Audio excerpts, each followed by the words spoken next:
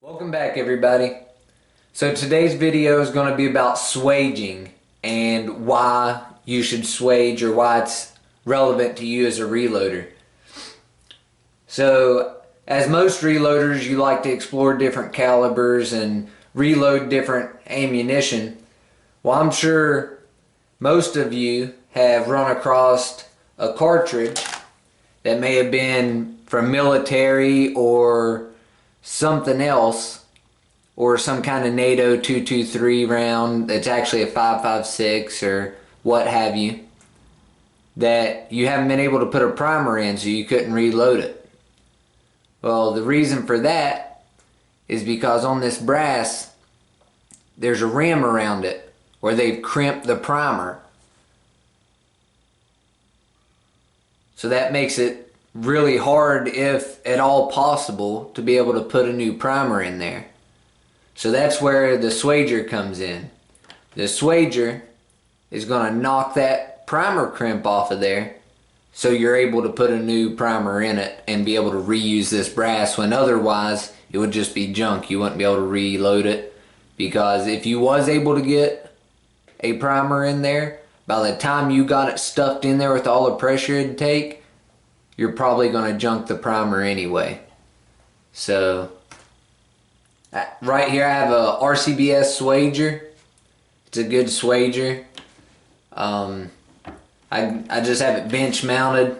I have my small rifle adapters in here. There's two adapters, one to punch the crimp out and one to hold the brass. You can fine tune both, or you can fine tune this one by just twisting it. That's all there is to it. You just twist it and you can adjust it to however you need it. And the insert right here, this is a small primer pocket insert. There's also a large primer pocket insert, just like there's a large rifle stem as well. So I'm going to go ahead and show you guys exactly how this makes a difference.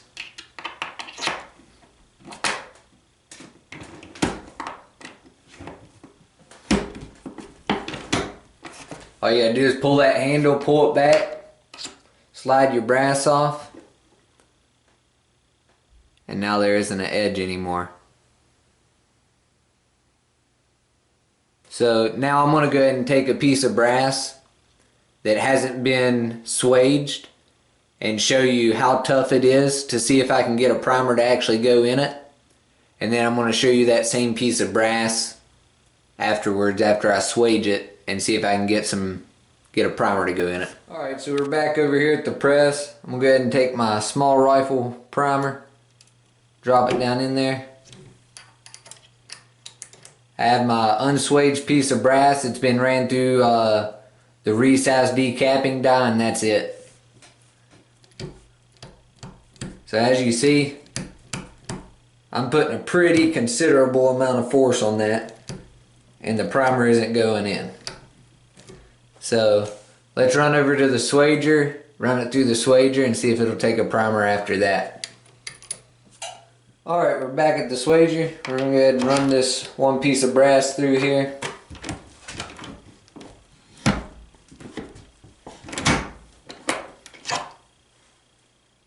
Alright, let's head back to the press.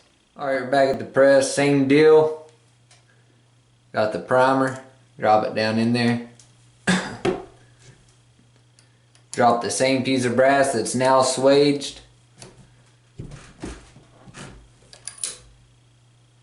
Now hold the primer.